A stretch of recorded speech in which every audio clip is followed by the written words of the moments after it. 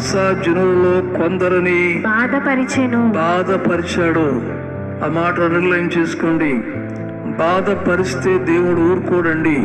నేను నిందించు వారి నిందలో నిన్ను ముట్టిన వాడు నా కనుగుడ్డును ముట్టాడు.